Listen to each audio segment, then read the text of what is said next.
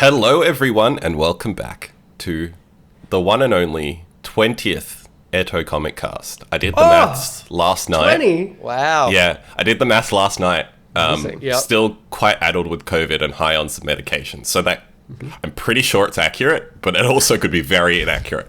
Yep. But it is the only time there will be a 20th Comic Cast, so cheers to that, Will, as he drinks his water. Yep.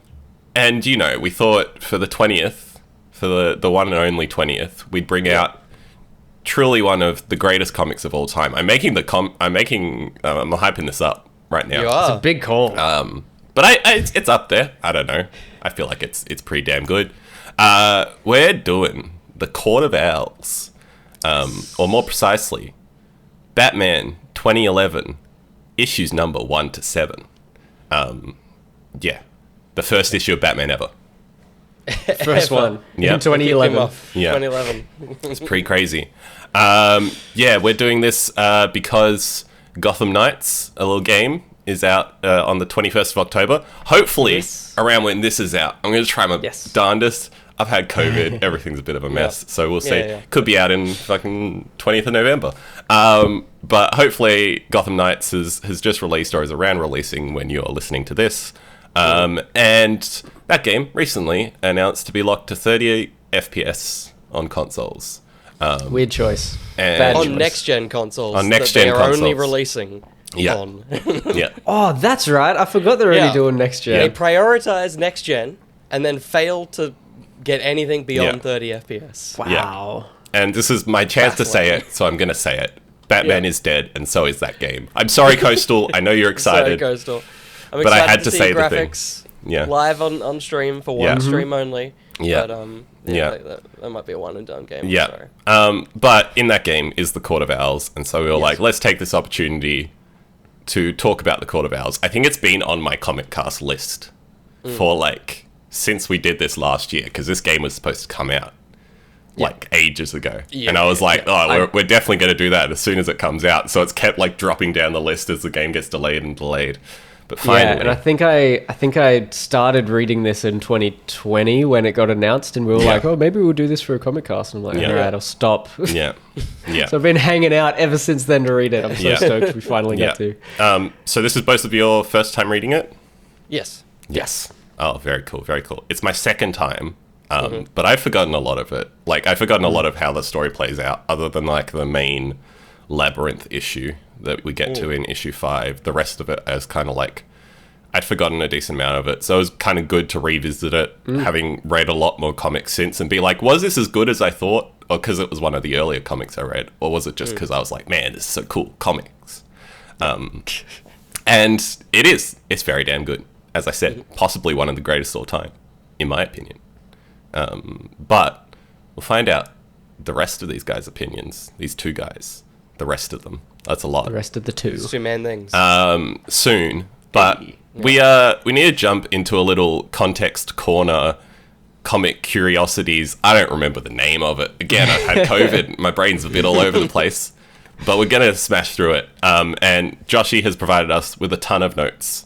And to start off, we have a writer known as Scott Snyder, because that's his name. Prolific man. Prolific. Turns up everywhere. He does. Not related to Zack Snyder, despite what many of you may think. It's very weird that two people with the surname Snyder, spelt like that, both pretty famous within DC circles. DC, yeah. But not related. I mean, I'm sure they are back down the line somewhere, right? Yeah. That's how that normally works. Yeah. But Scott Snyder has mainly, from what I can tell, a lot of his work has been since this run. He was pretty green to the comic book industry before this run. He had only done one other comic, which I meant to get out before this, of major acclaim, which is this comic, Batman Black Mirror, which is also a very good comic. Which we'll chat about in a little bit. But yeah, so he was still quite new to the industry when he got this job, which is interesting because this was a big reboot for DC as a whole. This was the start of the New 52 era of DC Comics, which comes with a lot of controversy, which we'll chat about in a little bit. But the fact that they trusted someone like him with this book, pretty big deal. Again, probably because this book is a banger, and I highly recommend it. It's flopping all over the place. Yeah. Called Batman Black Mirror. It's a floppy banger. But yes. So a little bit about him. He grew up loving the Dark Knight Returns books, the Frank Miller ones. Particularly because he grew up in like New York and Brooklyn, and the streets of those books very much resembled the streets that he lived in and was accustomed to. He's written comics for both DC and Marvel, including the best-selling series American Vampire and Swamp Thing, not Man-Thing. Swamp Thing, the DC one. Man-Thing, which one, Josh, as we learnt? The Marvel one? Yes, correct. As we learned in Werewolf by Night, a podcast you have maybe listened to. Yeah. Or maybe not. Who knows? It's all wild over still here. Spooky. Still spooky.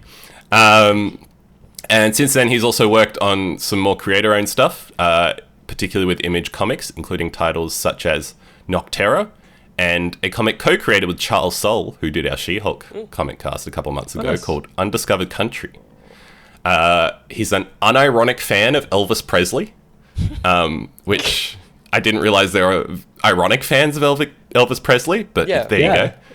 I guess after the film, there's a lot of ironic fans of Elvis. That's true. Elvis has permeated meme culture in a way that I despise. It's really, real stupid. There you go. Has he? I haven't seen that since the movies come out. Yep. Yeah. And he teaches writing at Sarah Lawrence College, NYC, and Columbia University. So he does a lot of writing teaching. Jesus. Busy man. He actually taught James Tinian IV, or Four, I'm not sure how you're supposed to pronounce that, who is credited as co-writer on the follow-up to this trade, which is City of Owls, and then has since gone on to write more detective comics and was the lead on the Batman comics during 2020 and 2021. So he's... Not only is he now credited with like one of the most iconic Batman books, but he has become mentors for like future Batman writers and stuff, which is very cool. That's awesome. Basically, apparently, when Tinian was his student, they kind of were working on some novels back and forth that never really eventuated. But once he graduated, Snyder kept shooting ideas back and forth with him, and eventually they got to working together, and then Snyder recommending him for other jobs, which is very cool. That's sick. Snyder is also listed in the credits of 6 episodes of the animated series Young Justice, seasons 3 and 4, which use his original character, Harper Row. You may see the name Harper and be like, that's familiar. It's because that character first appears in this comic for 1 page. Is that the first appearance? That is her first appearance, yes. I was very confused about that. Yeah, well, I was like, I'm sure someone gets it. It's because they say she appears on a page and it's like, someone says the word Harper and it seems like we're supposed to know who it is, but then it's just never acknowledged again. I think it's probably acknowledged in the future issues. In the full arc. There was so many moments through this thing that I was like, I had to double check what comic I was reading. Yeah, totally. I was like, totally. am I still reading The Court of the Owls? Yeah. Have I skipped something? Yeah. He also has an online platform called Our Best Jacket with 2 T's, teaching people who want to get into comic writing and the comic industry about the writing process, the pitfalls of working in comics, and other useful information. The comic book jacket. I got excited. I thought he had like a cool jacket website, but that makes sense. Yeah. No, sadly not. Sleeve. I'm curious about the 2 T's. I'm sure there's a reason behind that. But, you know. For a man that has no T... he has 2 T's. He has 2 T's at the end of Scott. Scott? Maybe it's that. Maybe the Scott. Maybe the it is. double T on the Scott. That's interesting choice, but, you know. Fell into the jacket, maybe. But yeah, as I mentioned earlier, before writing Court of Owls, he wrote this comic, Batman Black Mirror, which is focused on Dick Grayson taking on the cowl of the Bat for the first time. And basically that comic is about new enemies emerging against Dick Grayson, kind of that are enemies that are created to be extensions of his profile, similar to how Bruce Wayne's Batman has enemies that are all about his own fears, like the Joker being like an extension of his insanity, and the Penguin being a commentary on his class and stuff. Yep. Again, highly recommend Batman Black Mirror. That's it's cool. another one of the comics, another one of my first comics that like really got me into reading it a lot more, and probably not talked about as much as stuff like Court of Owls. So, in Snyder's mind, that's what Batman is about, being intimidating. To Snyder as a kid, Batman symbolized overcoming fear and not being afraid to walk his streets, showing how not being afraid of the things you think are going to overtake you in life is more important than anything else. If Batman can overcome his own fears, overcoming their own worst villains, his deepest fears the cities throw at him, then childhood Snyder could too. So it's a nice little, like, he's kind of writing Batman as he would have wanted to read as a kid, which is cool. I just jumped onto Our Best Jacket as well. It seems to be a completely free resource. Yeah. I think checking to see whether it was like, paid subscription stuff. I think it's mostly free. I think there's a little bit of paid subscription stuff, but he wanted to keep it pretty open. So I think it's on Substack, which is like you can do both. So Sure, yeah. There was a subscribe thing, but it seemed to be more like an email subscribe. Yeah, so cool. you would just get letters, and then there was an archive, which was mostly just videos of him chatting with like huge articles underneath that he'd written, and it looked like probably some live streams with other like cool. kind of Very Zoom call interviews and stuff. But with there's like an upgrade to listen. So it's I see. You can't just you can click on each article, but it's all locked. Interesting. Yeah. I clicked on a couple and they were free. There's a couple of the written ones are all free, but there's a little lock next to quite a few of them that are listenable. Sure. They're all locked behind a paid thing. There you go. Well, if you want to find all that stuff, pay a bit of money, go to Our Best Jacket. Will's doing a money thing with his hands. Yep. For audio listeners, taxes. You can work that one out. And on these comics, Scott. What was that? Scott Snyder wanted to find ways to damage or hurt Batman worse than if a character was killed off, because often a character being killed off means shit all. So he was basically like, is there a way to add to the mythology of Batman that's still damaging and scary, which is how the Court of Owls came about, because the Court of Owls is all about Batman coming to terms with the fact that the city he thinks he has control over and fully understands he actually has far less control over than he would like to. Cool. So cool idea. It definitely, as you read these comics, and we'll chat about it in a little bit, that kind of comes to the fore, and I think is one of the reasons why the Court of Owls works so well, because it's a new villain. That's the one thing we haven't necessarily mentioned at this point. The Court of Owls originates from this book in 2011, so it's not like one of the most long-standing Batman villains, but it's a very highly regarded one these days. So yeah, on this comic as well, obviously because of the New 52 history, this was kind of a reboot of Batman, but Scott Snyder drafted the initial story before knowing that this would be the case. So the pitch was approved, and Snyder was over the moon about it.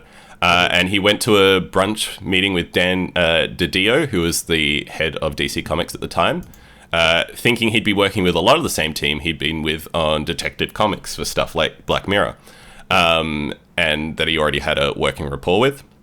And then DiDio was like, we're going to try and reinvent the wheel, and we're doing something really special. We're rebooting every single comic we have. And Snyder was like, shit, that's not great.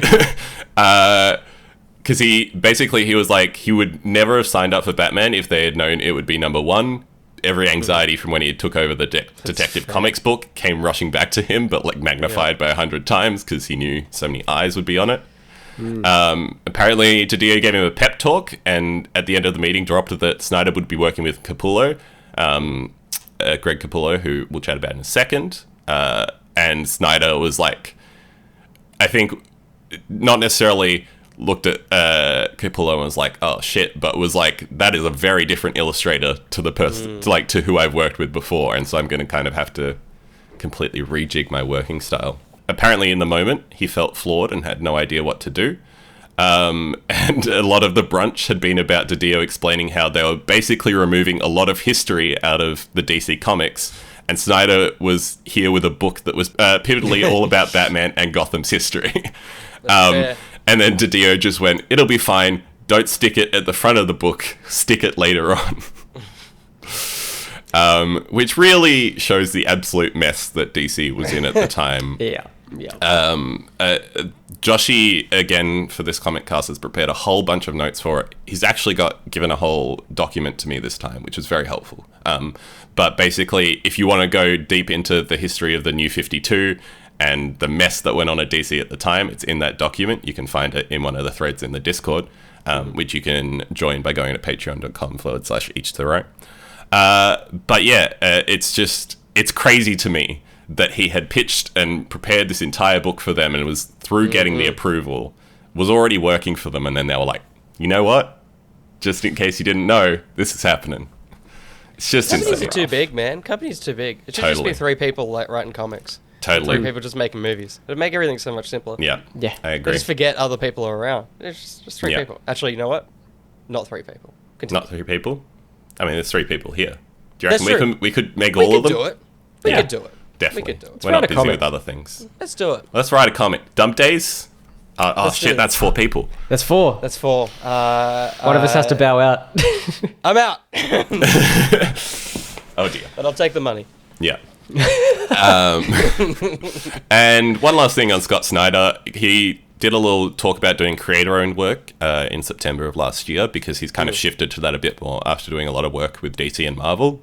And in an interview, the interviewer asked, what's the biggest difference between working for Marvel and DC versus working for companies like IDW and Comixology and Image, as we talked about earlier?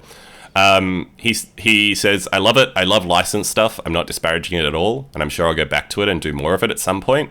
But they're kind of inversions of each other. When you're working on something like Batman, everyone who knows Batman has an opinion about the mythology. You know, it exists without you. And you walk into this role saying, please believe I have something to say through this. And I hope you enjoy it. And you're trying to get them to believe that, you know, you're worthy of this thing. However, when you're doing independent stuff, it's automatically grown out of your passions and the things that you're interested in. So them showing up is them believing in you from the beginning, which is definitely super interesting, because it's not something you kind of think about. But like, obviously, I mean, it's the case with a lot of the comics we read. We're pulled into it because of the name. We're pulled into it because there's like a thing coming out. We're like, we'll do this comic. And then the creators are kind of pulled from that. But obviously, when you're looking at, I do the exact thing when I'm looking at buying creator-owned comics. A lot of the time I'm like, oh, that was illustrated by Jen Bartel or written by this person. And so it's like, it's definitely something you don't necessarily think of, but obviously hearing a creator say that, it's totally true. And he says it also gives him a massive psychological boost from having more creative freedom. At the time of the interview, he said he was writing 6 books at the one time. He was like, it's not actually 6 books. I'm working on 3 to 4 at any one time, but then like they'll jump. One week he'll be doing like 2, and then the next week he'll be doing another. So it kind of ends up being 6 books across a larger period. Currently, yeah. Jeez. Whereas when he was at DC, all that would kind of hit traffic and roadblocks, because it requires a lot more when you're at a licensed company. There's a lot of energy that needs to go into making the story acceptable to everyone internally, as we discussed with the whole New 52 stuff. So you wind up spending a lot of energy making sure your editor is okay with it, the other people in the group are okay with it, the fans are okay with it, marketing is okay with it. It's all built around an internal machine, and then there's the external machine of fans. So he likens it to taking 2 books worth of energy to do that. Whereas not having any of that, I feel so prolific and energized where I can just write what I'm feeling that day, and these books talk to my creators. So it massively affects the way his workflow and the amount of stuff he can work on at any one time. But yeah, that's Scott Snyder. He's got a lot to say. The man is very prolific, as we have discussed. And as I have mentioned previously, if you want to read a lot more about him, Joshy has put pages upon pages of information for you to read through. But we're going to chat about Greg Capullo, the artist for this. He's the only other creator we're going to do for this. Again, a lot more information Joshy has given me. But for the sake of time, we're just going to run through these 2. And then you can go ahead and look up more information for the rest of these people going forward. But Greg Capullo, best known for his long run on Spawn by Image Comics and its spin-off Angela, which is now a Marvel character tied to Thor. I didn't know that was a I didn't know that either. I didn't know she originated there. Yeah. Yeah. Bizarre. Weird. Cool. Weird that they didn't pick up Spawn. I guess because it's Venom. Yeah. They've probably. already got Todd McFarlane made Spawn because he's like, oh no, I got. Yeah. So, Yeah, totally. That makes sense. So he started drawing Batman and Robin at the age of 4. And then Joshy says, to clarify, this was recreationally. He wasn't employed by DC at the time. Good. Awesome. By the age of 8, Capullo knew while reading a mix of comics and Mad magazines that he wanted to draw for one or the other. To the point where after high school, he used to grab his portfolio and get on the train to Manhattan and ride the elevators to the Marvel and DC office with no appointment. Amazing. Which eventually worked. He got a bunch of mentorships from some of the higher-ups there. But he's mentioned since that there's no way this would work in a post 9/11 era. Yes, which is totally true. That's crazy. Yeah. His journey into comics didn't happen overnight. He started trying at 17, 18 and wasn't working on comics until his early to mid-20s. So he had to lay a lot of groundwork. And quite interestingly, Capullo was raised the Marvel method way, which is a way of interacting between the writer and the artist, where the artist is given a synopsis of 4 to 6 pages with a layout of the story and key moments of dialogue to hit those emotional marks. And then they have to turn that into a 22-page story. He details it as the Marvel method process, which was kind of in action in the late 80s and early 90s for them, as initially getting a plot, a synopsis with evocative writing to inspire you, which would then get drawn. The comic would only get scripted, full dialogue, text boxes, and dialogue bubbles added after the writers saw what art you put in, quite the opposite from working with a full script. So it'd be interesting as an exercise to maybe kind of go back and look at some of the comics we've done in the past with that lens, because it's definitely interesting to think that a lot of those were prepared with the art in mind ahead of everything else, because they're quite wordy comics. I think I remember our Moon Knight comic being like full to the brim with a lot of like paragraphs of text, but in fact this was the method in which it was made. Like he basically has detailed that basically all Marvel comics at this point were made in this way, which is super interesting. Yeah, the Visions was also a very wordy series too. So yeah, totally. Makes sense. And then with Snyder for this Batman run, he got a full script while still having free reign to change the pacing and move the story beats around. And Snyder was apparently very flexible about making those modifications. So I think it was a bit of a change in his creative process as opposed to previous work he'd done. But from what I gather and from what I've read further on, the two are very good friends now. So it was a bit of like a reset for both of them in terms of how they work creatively, but apparently... Just like DC. Totally. Totally. Wow. But I think, especially for Snyder, because Capullo's kind of been working in the industry for like 30 years at this point, it was kind of a good opportunity for him to work with someone a lot more experienced and get to like kind of get his head beat in a little bit about the habits that weren't as good as he might have hoped. And then in terms of other work he's done, Greg Capullo's first ongoing series was Quasar with Marvel from 1991 to 92 after working on a bunch of What If one-shots. Apparently Quasar, one of Dump Days' favourite comics. So there you go. I did not know that. But a Marvel series? Yeah. I assume it is, yeah. That's what Barger's cat's named after. Oh, really? There you go. It'd be weird if, I don't know, I just feel like Stephen's very into the Marvel comics. True. Yeah. I didn't even think of that. Quasar Makes a lot of sense. Yeah. And this was followed by an 11-issue run on early X-Force in 1992 to 1993, one of Joshy's favourite comics. Taking over... Yeah, he does like that one. Yeah. Taking over from when series creator and artist Rob Liefeld departed, alongside Todd McFarlane to create Image Comics. And in terms of a bit more about his working style, Capullo has never understood micromanaging style editorial teams. In his mind, you hired a creative because of their best work, so get out of the way and just let them do their best work. The second you start nitpicking from on high, the creative is going to start reining it in and crumple up, and you're no longer going to get their best work out of them. It's true. Which is very true. He has penciled covers for numerous metal and heavy metal bands, Cool. including Iced Earth albums, The Dark Saga, and Something Wicked This Way Comes. The Korn album, Follow the Leader, and the Disturbed album, 10,000 Fists. So there you go. I think we've had a few artists at this point who have like dabbled in music covers and all that kind of thing, which is kind of interesting. I remember them. Yeah. Apparently, both Capullo and 10,000 Snyder Fists. are massive metalheads, hence why they would eventually start doing the DC Dark Knight's metal and death metal series. Makes sense. Which apparently DC had soundtracks produced to tie into that series. I know nothing about this. Do either of you guys know about this? I've read whatever graphic novel they put out ages ago for one of Yeah. the Dark Knight's metal things. I love it.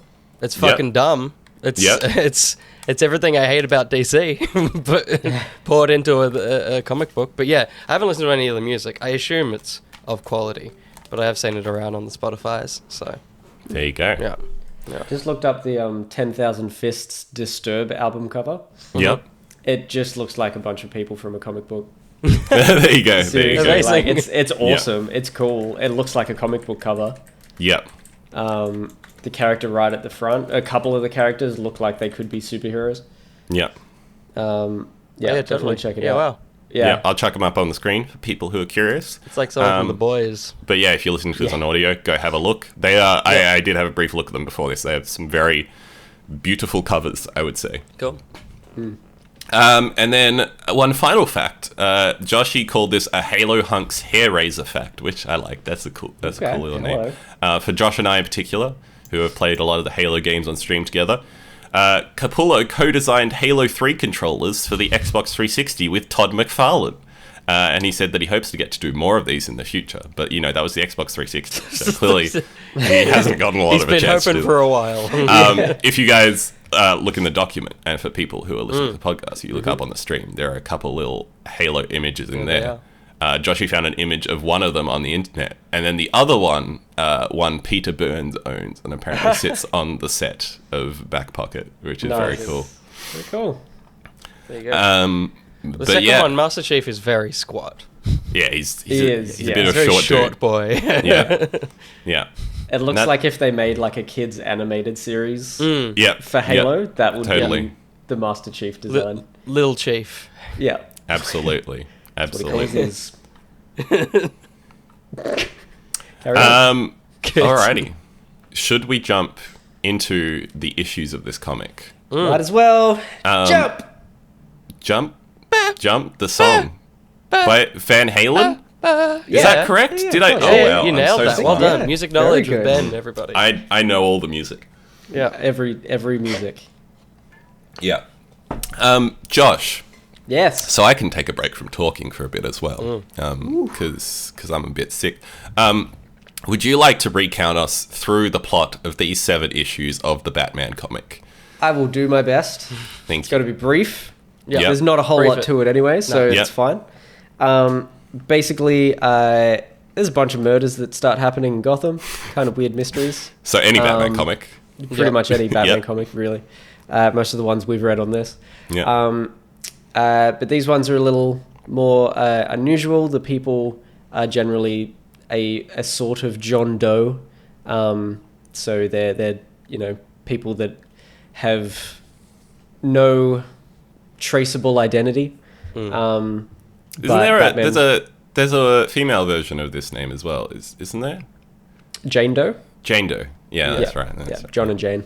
Yeah. And the one thing that Batman seems to find, at least in I think 2 of them maybe, is that their tooth has a little... One of their teeth is fake, I think, and it's got like a little owl, like a little metal coin with an owl imprinted on it. Yeah. And he, throughout the whole series, they keep referring to this mythology in Gotham and this poem about a group called the Court of Owls, but it's never been proven that they actually exist.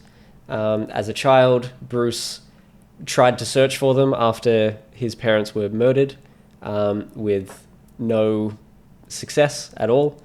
He finds all these weird, like, vacant rooms in in level 13 of a lot of buildings, which famously are like skipped for the whole like unlucky 13 number. But they still make a little space for it, but they're just not used. And he finds a whole bunch of he finds stuff in there, but no proof of these owls. So from a child, he doesn't believe they actually exist. But there's a whole bunch of signs throughout his life that they actually do. And then they frickin' turn up and try and murder him a whole bunch. Couple of times. They just keep turning up, keep getting him. The Talon. And the Talon, that's right. That the Talon is essentially the Court of Owls, this mythological organization in Gotham.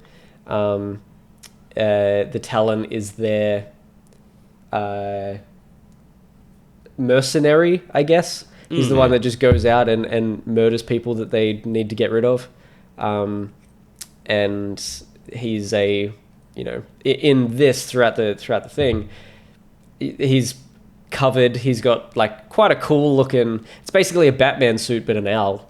Because owls are the predators of bats. Yes, I didn't know that. That was an interesting thing to learn it's funny. in the series. But I agree. This comic tells us a lot of things that it just like says a fact, and I'm pretty sure so many of them could not be fact, but the way it says it is just like it's such a comic book thing. This is the thing with the 13th floors. I'm like, that could be real. That could also be total bullshit. Yeah, but I believe you because you're telling me it's true. Yeah. I know that there is like some buildings. Even it's 100% real. It'll go from 12 to 14. I don't know about the space between. Maybe that is true as well. Rooms, as the kids would say. The back rooms. Yeah, that's it. Very interesting. So basically, eventually they capture Batman.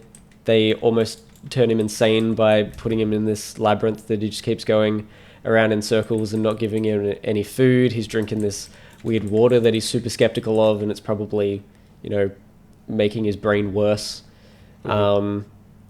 Until he gets to the point where he has this final battle, almost dies with the Talon and all of the Court of Owls surrounding, with a little girl who gets to decide how he dies. Creepy little very girl. Small girl who basically just says, hurt him more.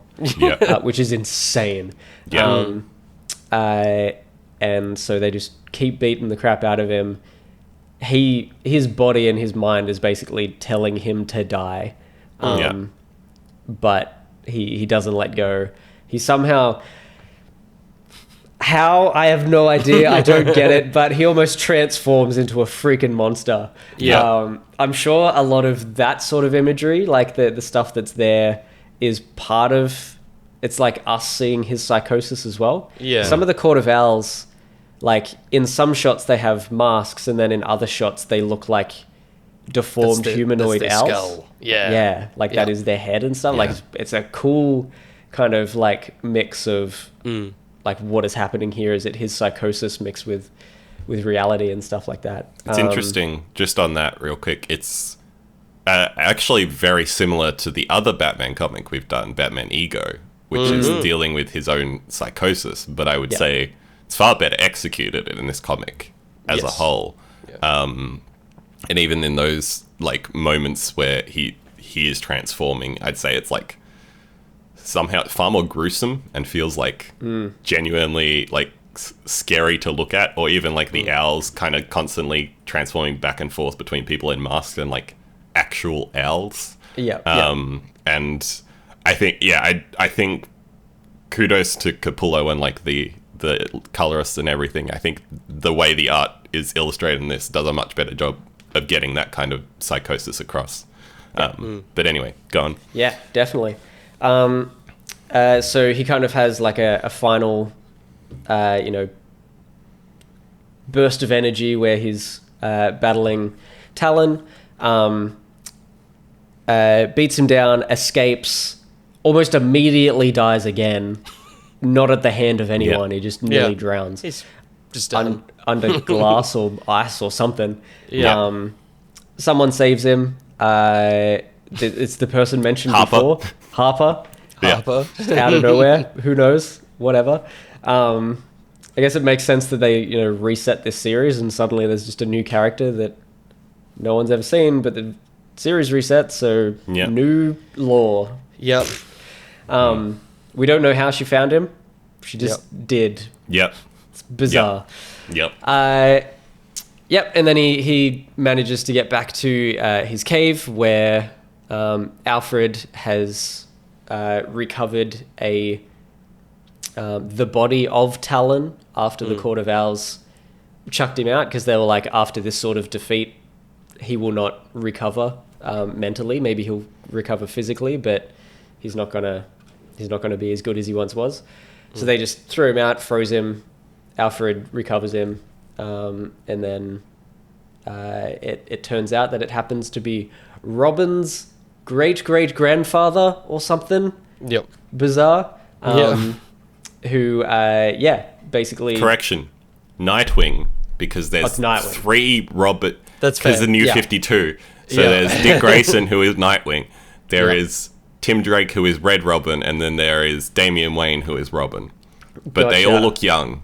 So They that's all why look it's the same. confusing. And they have a similar outfit, right? Yeah, they Yeah, do. yeah. Because he doesn't Nightwing's look outfit, like the but red. Nightwing outfit. Nightwing's that got I'm the aware red of. one, so it Yeah, definitely... okay. Yeah. Yeah. Because Nightwing's like blue now, right?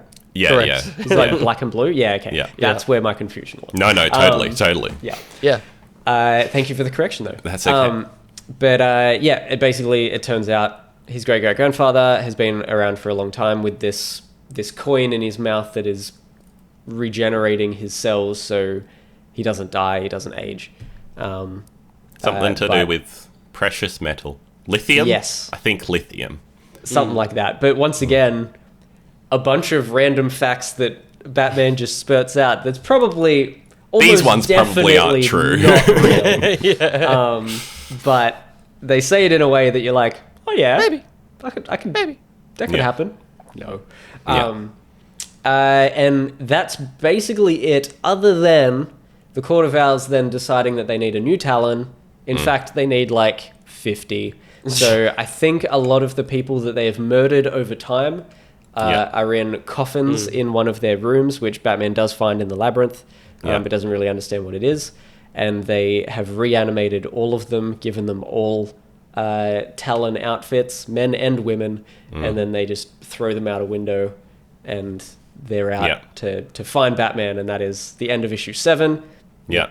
But it does go up to issue 11, 14? I think? 14. Okay. I think the next trade is 8 to 14, and it's the City of Owls. So you get the resolution of this story. Oh, Yeah. no. Yeah. I've got the saga. Oh, maybe the last... And it- But I think the next one is 8 to goes to 14, but 11. maybe the saga actually ends. Yeah. I don't know. Goes- Anyway, Josh is pointing That Minotaur? says 11. 8 Okay. to, 1 to 11. Yeah. Okay. There you go. So we'll Maybe say- it doesn't have the whole story, though. Who knows? That 'cause- sucks. It's according to, because I kept reading into it, the Court of the Owls is just the thing we've read. Like Yeah. it bleeds into the Night of the Owls, which is the Yeah. actual start. Like Yeah. So I guess yours is just finishing the small story that these Yeah. issues kind of are doing, whereas Yeah. Sure. there is a further story with the Owls that Yeah. spans like. I think there's Nightwing comics and other Yeah, comics yeah. that all kind of fall. Yeah, in. I haven't read them. I've only read to the end of this arc, I think. Yep. What Josh did forget to mention is that Batman physically assaults Dick Grayson. He does give him a punch. Gives him Yes. like a full-on backhand to Yeah. knock out his teeth. Miraculously knocks out the one perfect tooth that he was One going for. tooth. To find out that he was also being prepped to be a Talon because he had the little Little tooth. Athenian owl coin thing on it. Yep. Because it basically says that, he was chosen as a child. At what point? When? When do you put that in? Yeah, well, because it When has did to they be do that? post. It has to be post your baby teeth falling Yeah. out. Yeah. And is it like your wisdom teeth? So then it's like that's not till like late teenage, or is it like a molar that's a bit further? Surely, forward? yeah, it has to be just another tooth. It can't be one that you're waiting for. Yeah. Yeah. I guess if he was in the circus, he probably got knocked out at some stage by a freak accident, and then they were like, quick, swap his tooth. Rip his tooth out. Rip his tooth out. He won't feel it. No. But yeah, that's this particular trade, the 7 issues, the start of the Court of Owls saga. What are our general thoughts on it? I've kind of said a bit of my piece, so you guys go ahead first, and then we'll circle back. I think it may be the least interesting thing I've ever read. Really? Yeah. Interesting. There you go. I struggled to read any of this. I thought it was incredibly boring. I think in general it's like when people jerk off so much in fiction to the point where it's not interesting anymore. I'm so tired of Gotham City. I'm like, stop telling me it's mysterious. I don't give a fuck. Like, just tell me a cool story in it. Like, stop adding layers to this, like, location.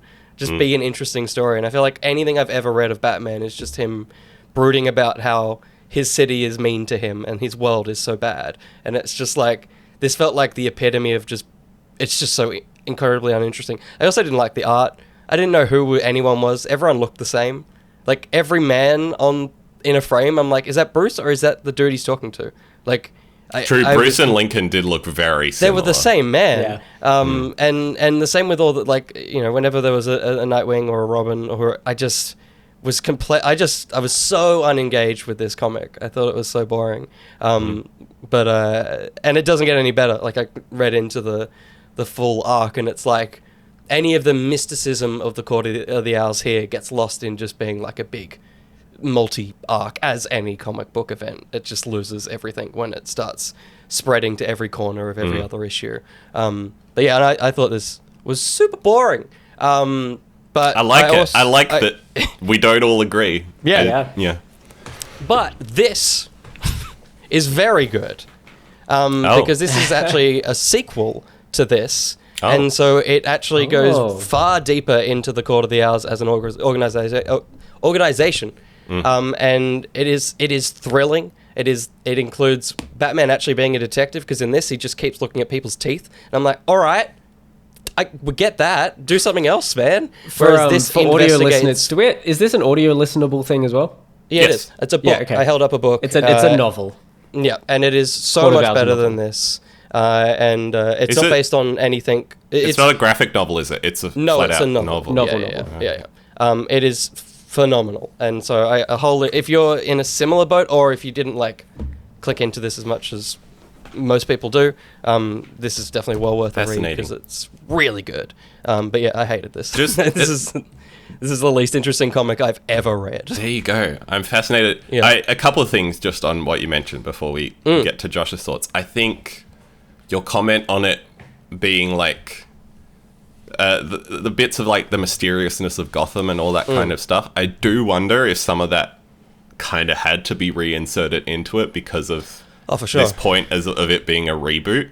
Because I feel like the intrigue of the Court of Owls to me was like, I acknowledge it's a story that like the secret societies and stuff, it's not the most original thing, but I felt like the moment they got into that and like the lore and mythology behind that, I found that was the most well-written stuff. But I agree that a lot of the mythology like a lot of the rest of stuff surrounding Gotham and like its history and stuff kind of felt like, I've been there, done that. I personally was carried through it by the mythology and lore of the Court of Owls, which I found fascinating. I'm a history nerd. I'm into this nerdy mythology shit, like even the stuff about Athenian owls and all that. I was like, this is right up my alley. But like, I do kind of wonder. Like, I mean, it's definitely reboot-itis. Like, it is such a like. Totally. If you've never read a Batman comic before, here's a Batman comic. Yeah, like, and the first 3 issues, I'm like, are we doing anything? Like, it took so long to get going. It was incredibly boring. Yeah, I wonder. I'd be curious to see a world in which this was not a reboot comic, and if that was I think that's why this probably maybe works better for me. Did Scott Snyder write that? Was he involved in it? No, this was written by Greg Cox, and he basically had not interacted with any Batman medium before this, and then just read Court of the Owls when they were like, write this book, and he's like, that was pretty cool, I'll write a sequel to that. Cool. Well, I don't know if I would recommend this anymore to you then, because it's similar kind of story vibe.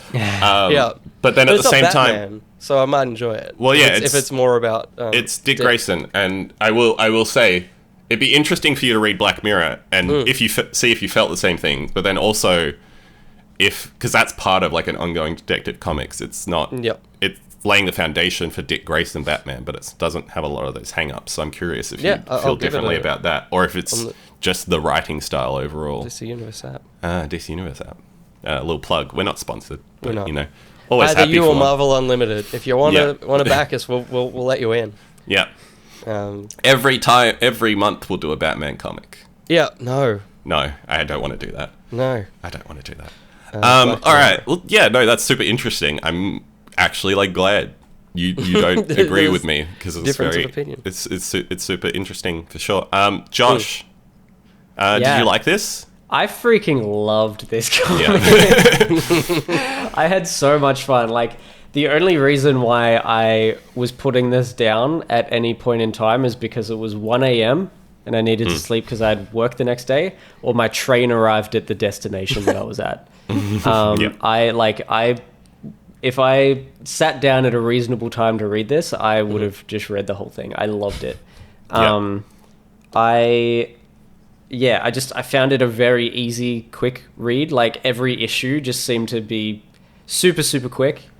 So reading, a few issues at once kind of more so felt like one issue, because it did feel, very, very quick. I don't know. Some of the art is weird, but I think it's, weird in very interesting ways. I love when Batman is in the labyrinth, one of the eyes of his cowl is broken, and his eye is just like bloodshot and just creepy and insane looking at all times, and it's weird to look at. And I like the contrast of that to the super stylized, like, normal cowl eye, and then you have like a really realistic regular eye next to it. Yeah, and it constantly looks like it's bursting out of its socket. His face gets like grotesque by the end of that as well. Yeah. And then there was another section within the labyrinth. I love the labyrinth section. Did either of you read it physically? Yes, I No, I got just read it digitally. Yeah. I got my Black Mirror. I got my Scott Snyder set up. Yeah, nice. Wee. Because once What? you Oh, that's upside down. There we go. Because once you get like part way in, Yeah. Yeah, it does comic that on then the app too. turns and then like turns upside down. It goes. And It keeps rotating. Yeah, like every couple of pages, then you end up. I ended up reading this on a train with the book upside down. Yeah, good. For everyone to look at, so it was. Yeah. It looked like I was reading the book like that. It's such a wild experience. I having to do probably that. looked freaking insane to anybody as I was reading this. Yeah, it would look like you're reading something you don't want anyone to know about, and you've accidentally put the outer book Yeah, that's upside right. down. So people have just been looking- looking. What is he reading? Just looking at porn on the train. Yeah. You hide it. That is just on Just that. hiding it. That is a super interesting thing. Apparently, It was a mistake. Yeah, it was a printing error. Well, Yeah. so there's two things. One, reading that physically was very fun. There was like this weird, like, oh, I'm actually having to turn the page. It's very interesting. I remember reading it digitally for the first time. It was the biggest pain in the ass because I didn't think to like stop the rotation on my screen, so I was like constantly doing this, being like, Amazing. how the heck do I actually read this fuck is freaking page? Good. But yeah, apparently Snyder initially was just like wanted Capullo to find a way to make it appear like Bruce Wayne was becoming more and more disoriented, and then that's Capullo exactly came what back I'd to him, assumed. with the idea that as he got more disoriented, the book would start rotating and inverting, which Snyder loved. And he said Capullo was only able to do that because Snyder began and finished the story with Gordon and Damien on the rooftop outside of there, so the reader would still have the start and end point of the issue. Whereas if Snyder had ended it on a cliffhanger in the labyrinth, it wouldn't have worked because he would have had to turn the stuff back around, and it kind of wouldn't have made a lot of sense. Yeah. But DC hated the idea. I bet. Initially, and were like thought it. People said people would think it was a misprint. Capullo wrote back with a passionate email to wear them down, which he credits Todd McFarlane with for basically all his tactics on how to manipulate comic editorials to get his way. And Snyder initially got the PDF of it and was like, this works great because you're vertically scrolling through it. And he's like, yeah, I can see that it makes sense when you're vertically scrolling through it. But then got his physical issue and was like, oh, this doesn't work. Maybe DC was right. Took to Twitter, said everything in issue 5 is deliberate. And then Capullo called him and said to take it down because if they don't get it, they don't get it. So he took down the tweet. Ooh, nice. Then Capullo got his physical issue. Capullo's original intention wasn't to flip backwards through the pages, like, so he didn't want to, like, I think he wanted it to be on a 2-page spread, so it just would happen. He wouldn't have to, like, actually turn it and flip it and all that stuff. So when he got the physical copy and he had to start doing that, he was like, oh no, they fucked it up. And then he realized that, like, it had to be that way, and it's even better than he imagined, and the reader yourself is getting disoriented. So it was like, it's a happy accident in the end, but it freaked both of them out. They both decided it was a great idea, and then when they got it, were like, this is terrible. Well, this is a lot. Yeah. That's hilarious. But then apparently they've gotten a lot of positive feedback about it over the years. I love it. Josh loves it. Will, maybe not so much. I don't know. Not good on a phone. No, again, terrible on a phone. Yeah. So, like, if you were reading this digitally, I totally get it. But and I was also at the point of, like, I don't want to be reading this comic. Yeah. So then when I'm like, fuck me, come on, man. Yeah. Give me something. Yeah. Stay upright. But yeah, that was, like, it's just such a funny story of them, like, agreeing it was a great idea and then actually getting it and being like, I'm not so sure about this. Leave it in. Yeah. But Josh, any other major thoughts? Not entirely, no. I'm very, very keen to keep reading this and perhaps find the City of Owls and keep going. And I do have the novel as well. It's something that I wanted to read after reading this because I thought it was just a novelization of this. Completely original. It's set, I think, like 5 years after this. Cool. So that's great. Because, having read this and hopefully moving on to the City of Owls as well. You're saying that goes, like, into the mythos of it and stuff? And it adds an extra layer of science to their madness, which is interesting. Like, it gets more into the chemical makeup of a lot of the stuff that kind of fuels the Court of the Owls. That sounds so cool. It's very good. It's interesting that they named it the same thing, too. Yeah. Yeah, totally. They didn't call it just something slightly different or add, like, an extra little tag to it. I assume it's part-based, but, like, the comics aren't really called the Court of the Owls. Like... Yeah, it's just... It's only this particular trade. When they're being collected, they're called Court of the Owls. Yeah, but I guess that's the confusion, though, because this is the only way you can get this now, is have Batman, the Court of Owls. Court of the Owls. Yeah. So... Yeah. Yeah. But yeah, it's very good. I'm definitely interested to read that book.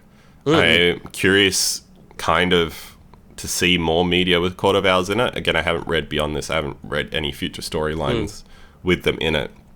But I think it's particularly bold to bring in a flat-out new villain to Batman at this point in time, no matter how well you think it was executed. Like, it clearly has had some level of commercial success. I can't fathom how they're going to fit into a video game. Yeah, to the point where it's in a video game. As a villain, it's generally, in the book, in the further comics, it's one dude kind of about. I mean, the arc that continues through obviously has a lot more of them, but they're very boring and goony. Like, the cool thing about the Owls is, like, the underground society plus the Talon that's kind of stalking. So I'm intrigued to know how that's going to translate. I remember when the game kind of first got, like, pitched, or people, like, they were teasing Court of Owls for it. People were kind of, like, wondering if they'd taken the Shadow of Mordor tech from it and were kind of going to do, like, a Nemesis system style thing for Court of Owls, which I feel like would work incredibly well, either for, like, the like members of the Court of Owls themselves, not the actual Talons, or even a mix of both Talons and that kind of, because clearly, like, they all have their own unique personalities, and like that's the kid and all that kind of stuff. Or like that would be really cool. Similar kind of, like, more recent Assassin's Creed games. Kind of have, like, they have these sorts of secret organizations, and you take out different ones one by one because each of them is, like, you know, controlling part of the location that you're in. Yeah. And you need to like finish missions and find random things that give you clues to where that particular owl would be. Yeah, totally. This game's out in a week, and we're still like, I wonder what this game's going to be like. No, well, again, I don't think it's any of that, because from what I've seen, Probably not. the extent it goes to with the talons is like some of the talons have like different body and fighting types, which, sure.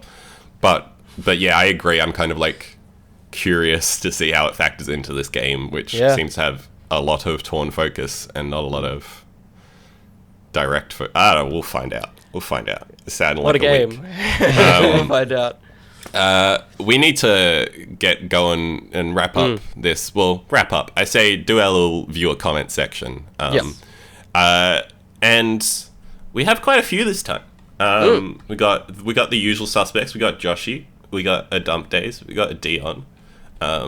Dion actually wrote a review this time. That's full. And we got a new person. We do. Snail. Who could have been? I was like, Snail. Which is wonderful.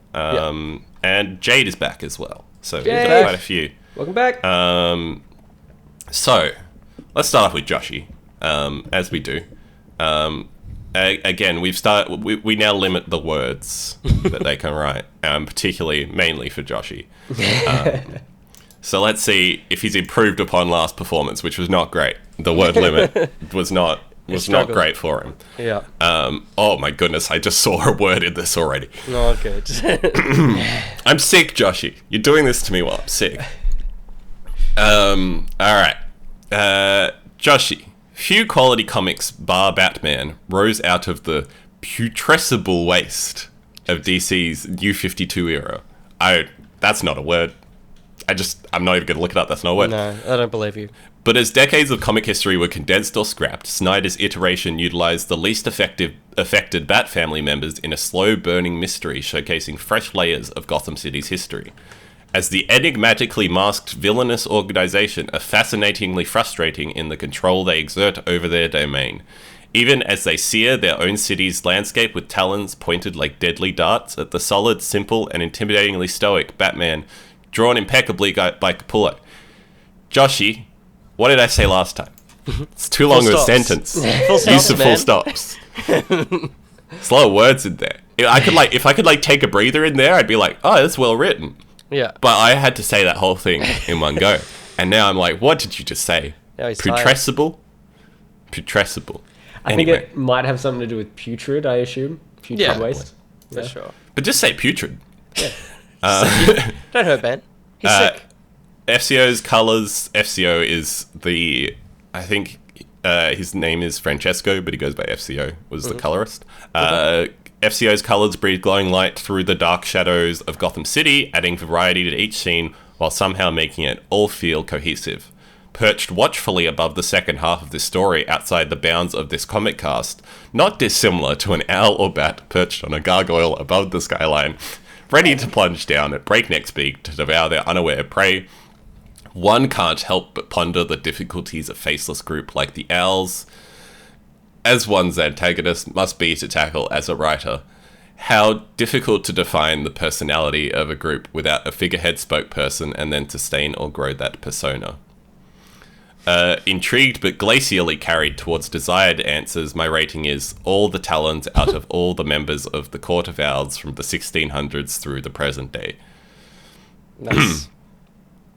I'm not just like COVID brain. That was a lot. That was a lot.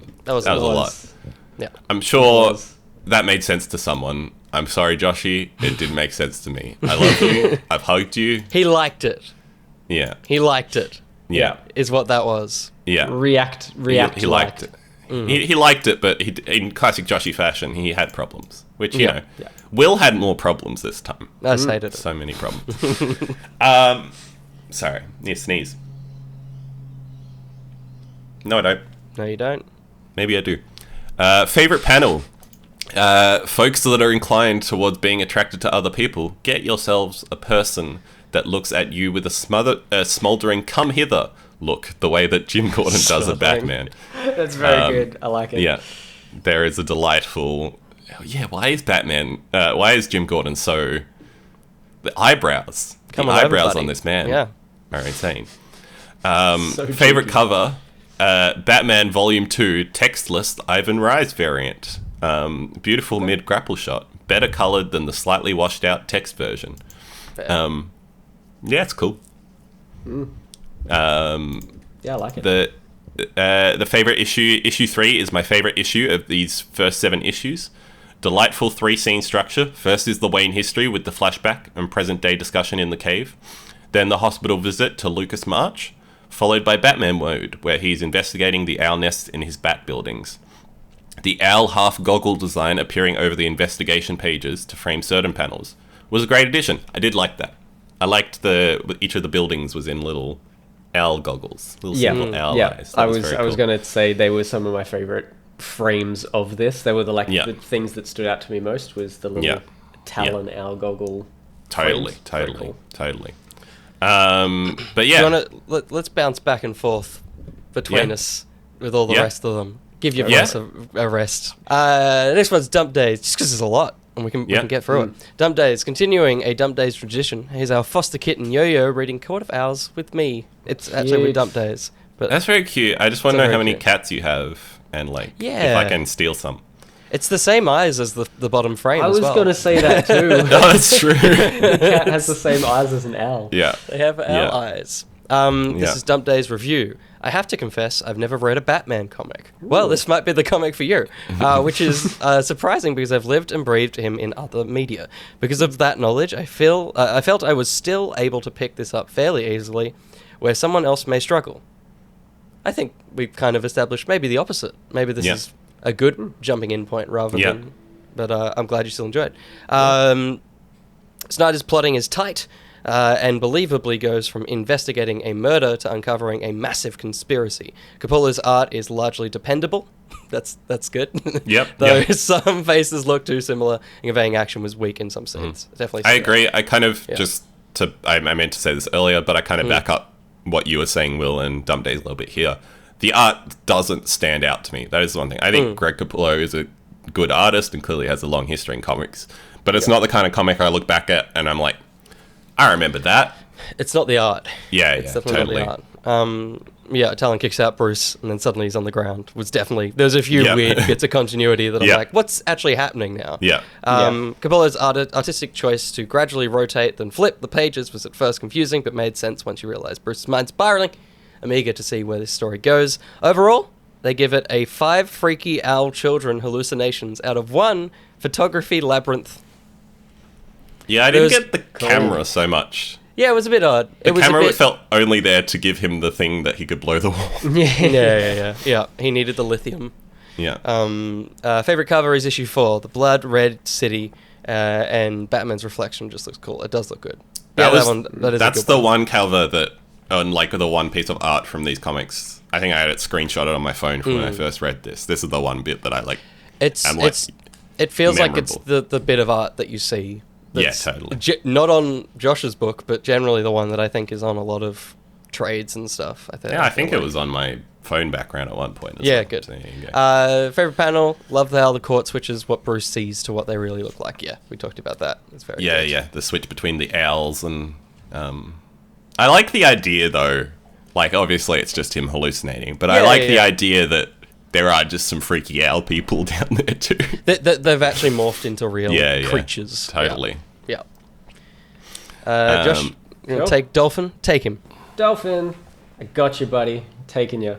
Dolphin says, this episode of Dolphin Pants Thoughts are again brought to you by your local libraries. We've got the books. Every time. Thank you, Dolphin. This is one of those runs everyone tells you to read and you put it in your eventually pile. Well, I'm incredibly glad this eventually came. This run is peak Batman. You can see the impact it's had on other Batman media, and honestly, it was a fantastic ride that left me wanting to read even more of it. I literally have a single complaint: that effing spinning thing in issue 5. It was annoying. Awesome. It's very divisive. Wow, it seems to be, yeah. Joshy hated it as well. Even with the original creators. Right. Yeah. A really cool concept, but just aggravating. I read a lot of Batman during lockdown, and this is way better than any of it. Is the best Batman I have read. There you go. I've already loaded up the next issue in DC Infinity, ready to go after I finish this review. 5 conveniently decaled teeth out of 5. Yeah. Very good. So what we're establishing from these reviews so far is Will is wrong, but that's okay. I think so. I think that's what this is. It's all good. It's an attack. It's what this whole opinions are factual, everyone. internet thing we do is for. Yeah. Edo. Yeah. Everyone to the same. Everyone to the same. That's good. That's what it is now. We're rebranding everybody. Everyone to the same. Favorite issue 6. My God, the creepy little girl. Batman going beast mode. What a great Halloween comic pick. I hadn't thought about that either. Very good. Screw the long Halloween. Is that what it's called? Long Halloween? Oh, yeah. Totally should have done that. We could have read that, but we did it. That one's good. Better.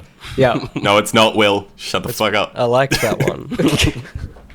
We're gonna flip on that now. Yeah.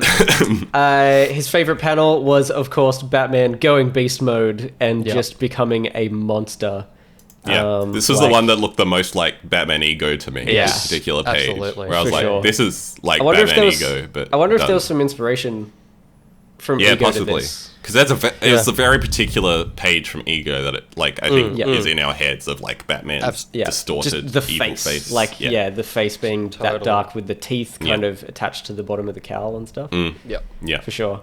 He said that's from issue 6. Favorite cover. I'm a big advocate for variants, but they're all a bit shit. It's just another photo of Batman, and I feel variants is where you go a bit off the rails. My real favorite cover is the same as Dion's, but for the sake of sharing some variety, it's going to be this issue 5 variant, which is Batman underneath a big labyrinth.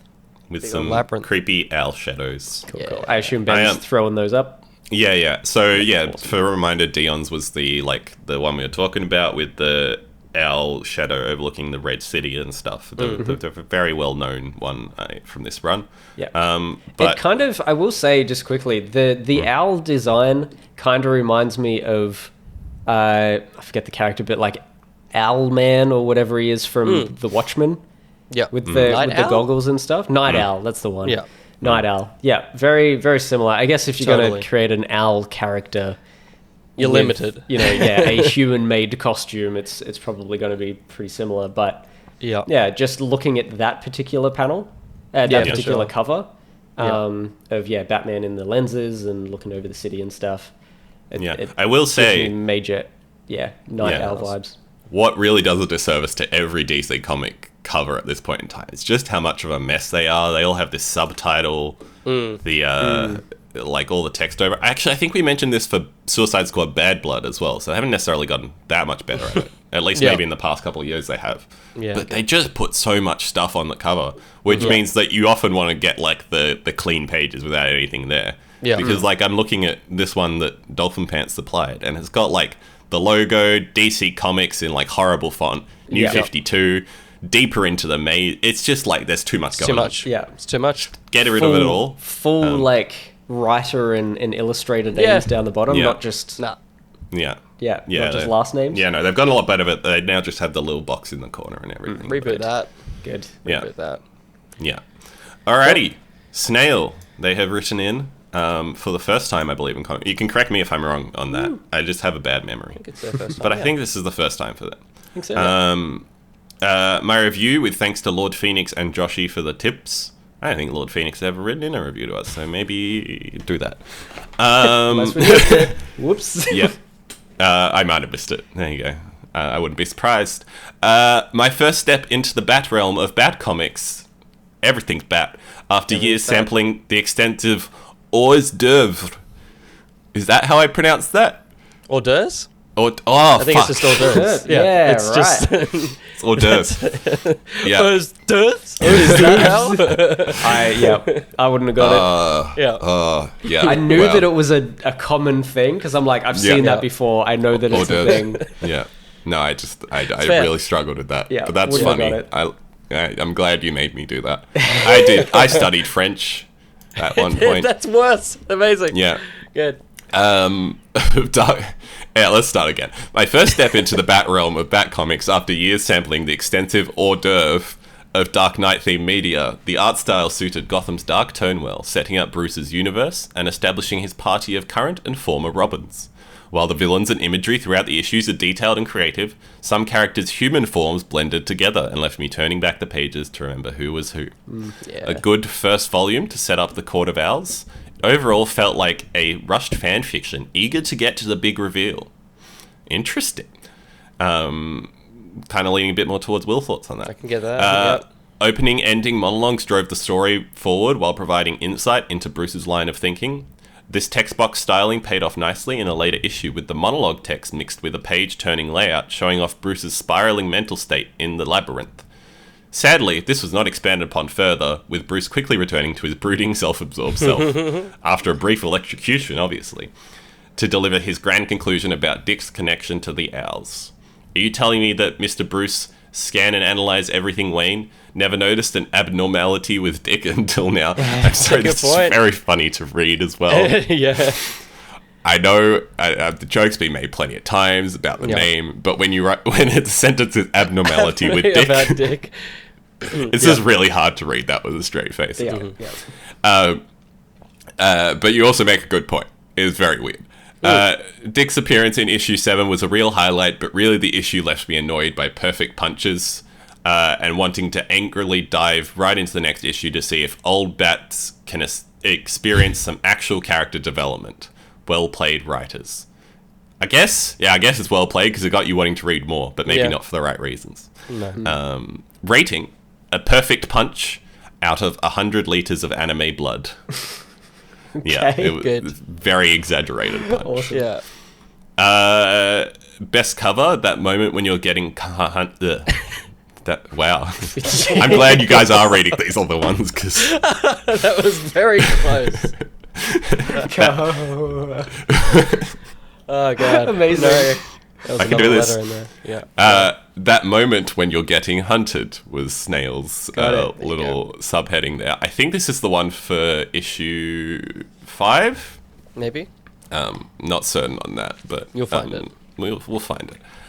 Best panels, obviously the Nightwing punch, the perfect exaggerated punch on Nightwing's face. Yeah. That is definitely abuse, but it's just all for the pretense of knocking out a single tooth. So, just one tooth.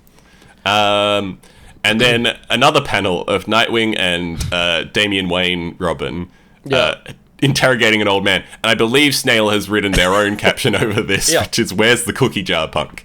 Which will go up on the screen for all the video viewers. But it's so very funny.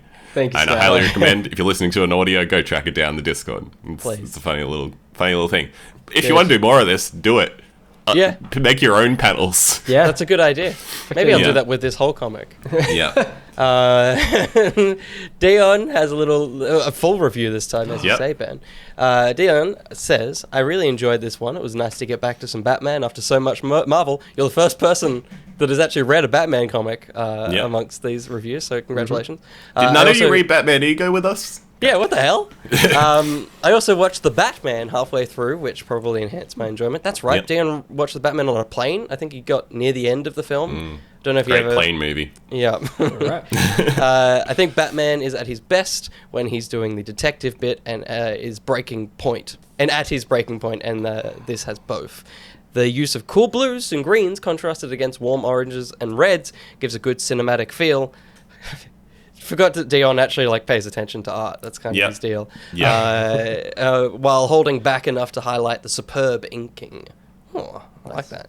I love Capullo's faces. They are so expressive. Sometimes look the same. Though, as others have said, Wayne having a type does lead to some confusion. There it is. I didn't like the page rotate in issue 5. Felt like it was doing too much and was unnecessary. There you go. I could have also done without the crime scene gore towards the end of the first issue. It was pretty intense. I like it, but fair. My only other complaint is that the whole owl and bat thing got a bit annoying and on the nose. I give it 19 out of 20 hiddenness after saying that it got annoying. Yeah. Wild. Your rating system is certainly up there. Yeah. The owl and bat thing was very funny towards the end. It just flat out starts having pictures of owls killing bats, and it's okay. It's like, come on, man. Yeah. Favorite cover was this one of issue 5? Is that a variant of?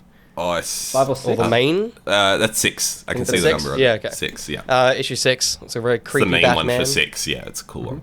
And then the favorite panel is a tie between 2 different pages. Yeah, that one's very blurry, but it's, Yeah, and that's it's cool. alright. It's Gordon. When he's like, "Hey, dude, leave it on," and then they Yeah. leave it on all night, and it blows up. And it blows in up, the morning. And then the other one ones- of the Robins turns up and is like, "Fix it! Fix it, man. Fix it, damn it!" And then he gets Just sad. immediately. Yeah. I think that's Damian Wayne, so That it has makes to a be bit more Damian. sense as well because He's a little douche. Yeah, he's a little douche. And then the other one's a very good shot of the cape being all flayed in it's cool. the labyrinth. Yeah, and I love how it just gets bigger and bigger. It's so as it's it goes more insane. insane. Yeah. Yeah. Batman Sick. doesn't. His cape is not that long. No. Bring us home with Jade. Jade Mum's got a review. is back. Jade has written Jade's thoughts. Literally, she wrote that. When I asked my local comic shop if they had this one in stock, you should have heard how excited they were that I was reading it, and they gushed about this and the next volume. I will say, Very nice. same with because I bought the trade specifically for this, and the local comic book shop that you guys both know. Yep. They went there and were like, "Oh, have you read this before? It's really good." And I was like, "Yeah, I've read it." But Yeah. oh man, I should have spruiked the comic cast. Yeah, it's fine. Yeah, it's Those guys love a chat though. Yeah, I love it. I'm sure you live well. For the next, For 2 now. weeks, you live 5 minutes away, so I'm sure you Yeah. can spruik the comic cast before we Oh, go. I won't be too far from them Completely. anyway. But yeah, no, totally. Fair. Yeah. Give us But the problem with reading something that a friend super recommends, sometimes it's just not your bag. I'm sorry, Will. The story and visuals are interesting, but I think it's the violence and gore. I'm just not the right reader. That's right. She's not No. into that. I did forget how gory this was. To be fair. Yeah, definitely. At this stage, I'm not sure if I'll pick up the next volume, but I might. That all said, I appreciated the cliffhangers sprinkled throughout. Why is Batman fighting with the Joker? Wait, what? Did that happen? the first issue, but it Yeah. wasn't actually the Joker. It was. Keep reading the comment. Oh. Yeah. She Come on. explains it. Better on. keep reading to find out. Ruh-roh, is Dick Grayson a traitor? Oh, Josh is back. That Steve part, I Rogers remember. wrote the letter. yeah. Did he? Who? Yeah. Sorry. Better keep reading. Will Bruce survive falling off a building? Better keep reading, and so on. Yeah, that's pretty. Also, good. Dick is almost the only cheerful person in this volume, Yeah. and now I'm pro Dick and understand why people enjoy Dick. My rating: Jade. one cheerful Dick out of a cauldron of Wayne bats. Jade, you just made the social clip. Jade's Yeah. back. Well done. Welcome back. Oh my goodness, that's amazing. It's so good. I'm now pro Dick. I Again, wish I could have read that better if that's going into the socials, but the whatever. joke has Oh, been God, made that's so funny. many times, but it's never not funny. It's No. true. It's true. That was a good It's- one, though. It's almost there's one panel I think where Alfred says Master Richard, and I'm like, come on, man. Like I know you're skirting around it. Just say Master Dick. Yeah. Yeah. I know even you as a regal old man, you're like, I can't say Master Dick. This Hee is Dick. weird. Yeah. Can you just imagine Alfred being hee dick? Dick. Master Dick. Favorite cover is a black and white It's cool. fight between Batman and Talon. Alright. It's very cool. I'm gonna again shot in the dark. Could be wrong. Issue 2, issue 3. One of those two. One of Don't those. know, but it's sick. That is a really Let's really go. cool cover. Yeah, the trade has all the covers in full color and then in black and white. So Cool. I think Yeah. very cool. Really enjoyed a nice black and white piece, and then that's Jade said that. And my favorite panels, the moment that Jade perked up and paid attention, and paid attention, which is where the It'll be- Joker and Batman start fighting together. Yeah. Yeah. And it's like, oh my god, he's fighting with the Joker. With the Joker, What the hell? baby. I'd do like Mr. Gordon's little note later. Is like, you won't fight with the Joker, will you? And I was like, no, I'd never do that. Yeah, totally that. It's so Yeah. good.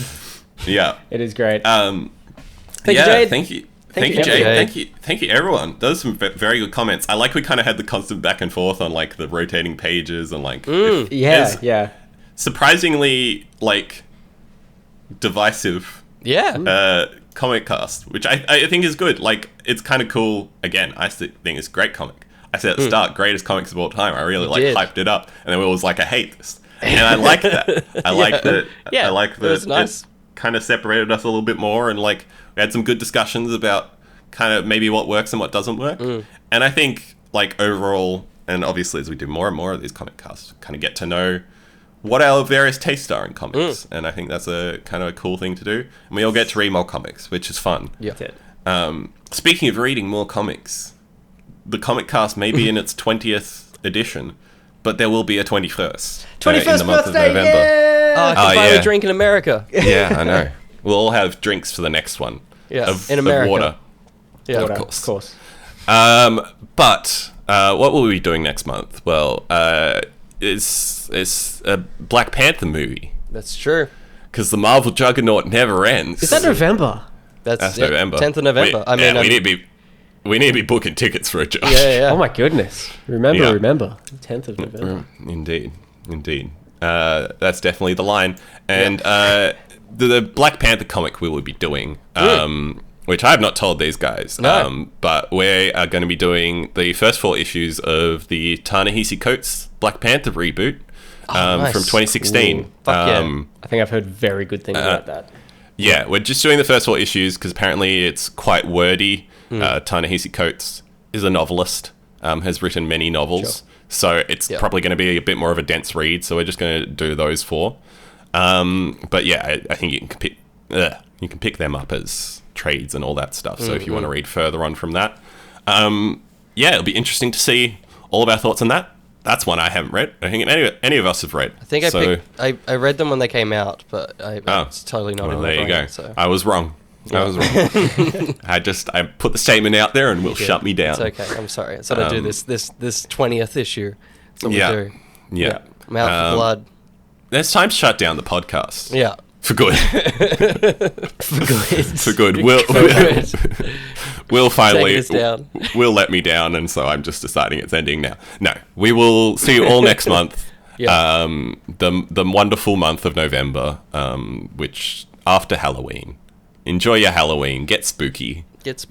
Or don't if you don't want to. It's up to you. Until then. Josh is on the far. I was going to do it the opposite way, but that's going to be confusing. I'm Ben. I'm Will. I'm Josh. Goodbye. Bye, everyone. Boop. I'm a owl. Jesus.